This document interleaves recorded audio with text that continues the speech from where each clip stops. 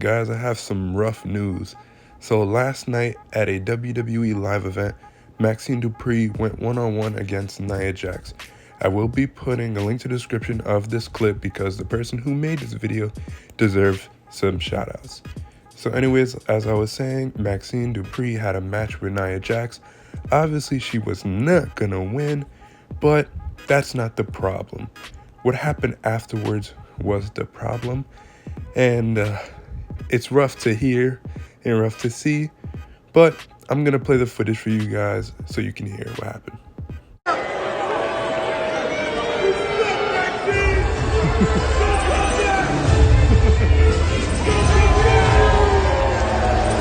Yeah, she got absolutely booed out of the building. But afterwards, Rhea Ripley even came out and said, "I really wish that some of you got booed and ridiculed in the public eye. While being new at your job, learning and getting better is all a part of being human. Do better, humans." And listen, mommy is correct. Even Britt Baker jumped in and put a 100 emoji on that tweet. And then Zelina even tweeted saying that this is absolutely horrible and she did not deserve any of this because she's a kind soul and is working hard. And she finally said at the end that had me dying was, "They just mad that they can't drink your bath water, Maxxine." I thought it was absolutely hilarious because that probably is some of the stuff that people actually want because she is a gorgeous woman.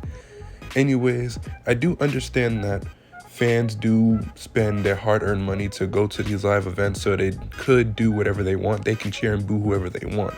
However, I do think it was a bit much for Maxxine because she is new to the business, just needs more time to become her own person and be better in the ring.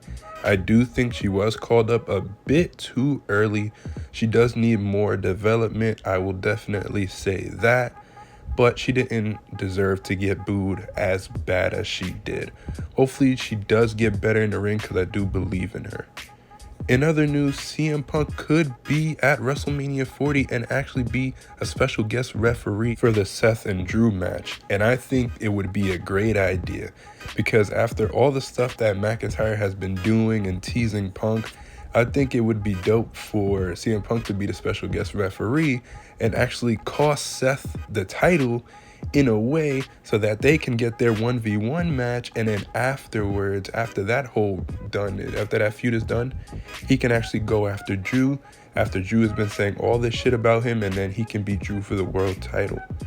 And speaking of Drew McIntyre, in other news, there was rumors that he re-signed with WWE, and it turns out that all of that was false. They're still in negotiations, so there hasn't been a full deal set. And I think WWE should not fumble with this guy. Drew has been doing the best heel work of his career, in my opinion.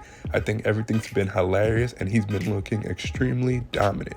So it would be so stupid for Drew and WWE not to come to a deal because WWE cannot fumble the bag with Drew McIntyre after all he's been doing. It would be such a waste for that to happen. In other news, unfortunately, WWF legend Virgil has passed away, and it really does suck.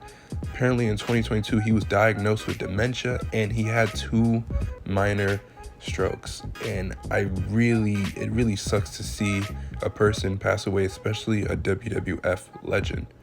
So my thoughts and prayers does go to his family because I know they are going through a rough time right now. It sucks to lose a person.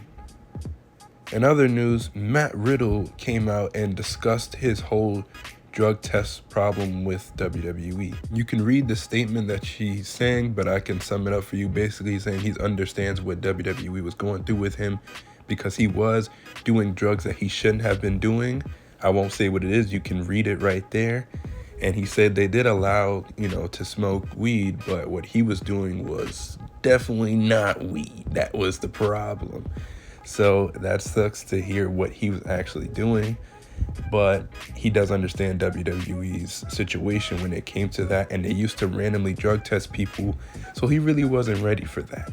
But I do enjoy the fact that he is talking about the situation and understanding from their point of view of their business. And he also mentioned the whole JFK incident that actually got him fired from that whole situation. If you guys remember what happened, he does admit that he was under the influence.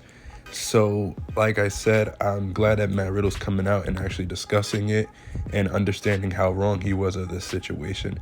And I do hope that he figures everything out and he becomes more sober and he doesn't do the things that he were doing in WWE, because I do see a lot of good stuff happening for him. He's already doing some great stuff in New Japan, and I think as long as he keeps on the right track, he can still doing what he does. And I do think Matt Riddle is amazing in the ring, so it would suck for him to go downhill just like this. He can build himself up again, and I do believe he can, because he is a great wrestler, and I do think that he does understand his problems, and I know that he does not want to end his career as a pro wrestler doing the stuff that he's doing. He's a great wrestler, and hopefully he does get everything together. In other news, finally, Sting's final Dynamite was yesterday, and to end it all off, he recreated one of his most iconic moments by coming down from the rooftop. I thought this was absolutely sick and dope. I'm glad that he brought that back as his final Dynamite, because that was so dope to see again. And me actually gets to see it live, because when he first did it, I was not alive at that point. It does suck to see that this was Sting's final Dynamite and he is retiring, but I'm super excited for Sunday, as his final match will be taking place at Revolution. It's going to be a very emotional night, but I'm super excited. It's going to be a great night and a fire night for pro wrestling. Anyways, guys, that's the end of the video. Let me know all your thoughts and opinions on what has been going on in these past couple days. And yeah, I'll see you guys in my next video. Love you guys.